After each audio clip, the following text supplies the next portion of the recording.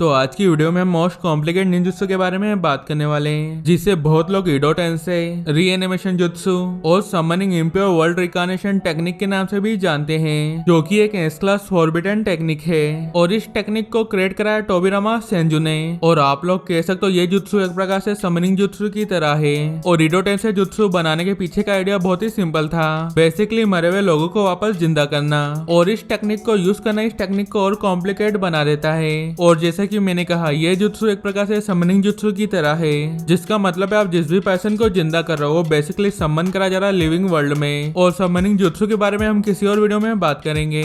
मगर summoning jutsu में एक बहुत इंपॉर्टेंट चीज होती है, जो भी यूजर किसी भी एनिमल को समन करता है उससे पहले उसको कॉन्ट्रैक्ट करना पड़ेगा उस समनर से, जिसके बाद ही वो उस पर्टिकुलर एनिमल को समन कर सकता है। और आप ईडो टेंसेई जुत्सु में ऐसा तो नहीं कर सकते हैं, क्योंकि यूजर डेथ पर्सन से कॉन्ट्रैक्ट नहीं कर सकता है। बेसिकली मेरा कहने का मतलब है, अगर पर्सन जिंदा ही नहीं होगा तो आप उससे कॉन्ट्रैक्ट करोगे कैसे? और यही चीज जुत्सु को और कॉम्प्लिकेट बना देती है। इस जुत्सु में यूजर कॉन्ट्रैक्ट की जगह उस पर्सन का डीएनए सैंपल का यूज करता है। और डीएनए सैंपल में कुछ भी हो सकता है, उस पर्सन का स्मॉल अमाउंट ऑफ ब्लड भी हो सकता है। और इतने नहीं, जुत्सु में एक सबसे बड़ी दिक्कत है कि इसमें लिविंग सेक्रीफाइस चाहिए होता है, क्योंकि बिना बॉडी के समन सोल इतना कुछ नहीं कर सकती। और काबुटो ने भी कहा है कि लिविंग सेक्रीफाइस जरूरी है, तो उनकी बॉडी एक वेसल की तरह यूज कर सके। तो एक बार यूजर सारी चीजें इकट्ठा कर ले इम्प्योर वर्ल्ड रिकार्नेशन टेक्निक को परफॉर्म करने के लिए, तो वो रिचुअल स्टार्ट कर सकता है। और ये रिचुअल भी सिमिलर है समनिंग जुत्सु की तरह। इसमें सिर्फ सेक्रीफाइस पर्सन के आसपास स्प्रेड आउट हो जाती है। और उसके बाद होता है मैजिक। सेक्रीफाइस बॉडी धूल और राख से कवर होने लगती है, और कुछ ही टाइम में रिप्लेस हो जाती है समनिंग पर्सन से।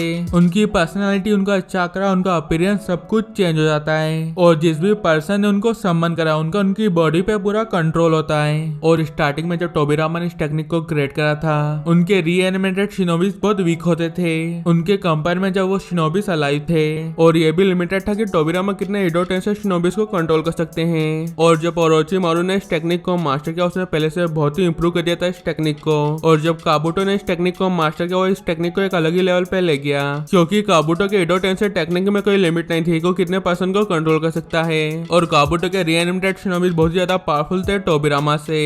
और इस टेक्निक का एक डिसएडवांटेज है, नॉर्मली नारुतो यूनिवर्स में पर्सन की डेथ होने के बाद उसकी सोल प्योर लैंड में रेस्ट कर रही होती है। ये नारुतो यूनिवर्स का आफ्टर लाइफ कॉन्सेप्ट है, तो नॉर्मली किसी भी पर्सन की डेथ होने के बाद उसकी सोल प्योर लैंड ही जाती है। हाँ, मगर कुछ जगह पे ऐसा नहीं होता है, क्योंकि काबुटो ईडो टेंसेई टेक्निक को यूज कर फर्स्ट फॉर होकागे को समन नहीं कर सकता था कोना विलेज के, क्योंकि उनकी सोल ट्रैप थी शिनिगामी के अंदर। मगर इस टेक्निक के डिसएडवांटेज से ज्यादा बहुत ही ज्यादा एडवांटेजेस है। काबुटो इस टेक्निक को यूज कर सभी ईडो टेंसेई शिनोबीज को कंट्रोल कर सकता था। और ईडो टेंसेई शिनोबीज के अंदर उनकी पर्सनालिटी, उनका अपीयरेंस तो रहता ही है। बेसिकली उनको अलाउ कर दिया जाता है, वो अपनी इच्छा से कुछ भी कर सकते हैं, मगर उनका फ्री विल प्रोग्राम कर दिया जाता है समनर द्वारा, जो भी वो चाहे। और हाँ, मगर उनके थॉट्स, उनकी फीलिंग वैसी रहती जब वो अलाइव थे। और सबसे इम्पोर्टेंट, रीएनिमेटेड शिनोबीज के बाद उनकी सारी एबिलिटीज रहती जब वो अलाइव थे।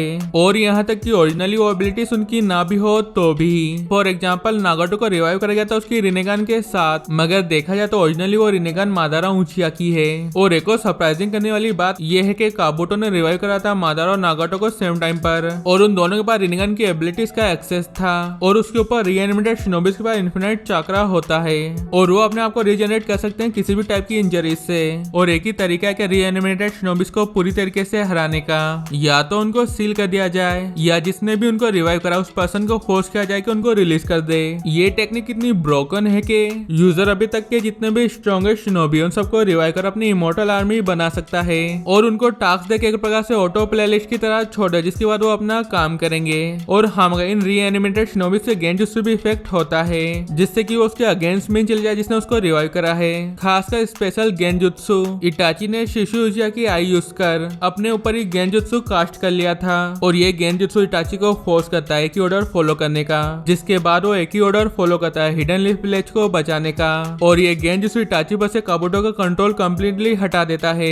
और उसके बाद इटाची और सासके दोनों काबुटो के साथ फाइट करते हैं, और ऑब्वियसली जीत भी जाते हैं। और इटाची काबुटो को फोर्स करता है कि रीएनिमेशन जुत्सु को रिलीज करे। और एक और चीज, अगर रीएनिमेटेड पर्सन को इस जुत्सु का नॉलेज होगा तो वो इस जुत्सु की हैंडल परफॉर्म कर अपने आप को रिवाइव करके पर्सन से रिलीज कर सकता है, जिसके बाद उसकी बॉडी पे उसका पूरा कंट्रोल होगा। और ऐसा करते हमने मादारा उचिया को देखा भी है। तो यह लगता है मैंने ईडो टेंसेई जुत्सु के बारे में सभी चीज कवर कर लिया है। और अगर मैंने कुछ मिस कर दिया तो आप लोग कमेंट में लिख के बता सकते हैं। और अगर वीडियो पसंद आया तो वीडियो को लाइक और चैनल को सब्सक्राइब करना ना भूले। फिर मिलते हैं नेक्स्ट वीडियो में, तब तक तक के लिए बाय बाय।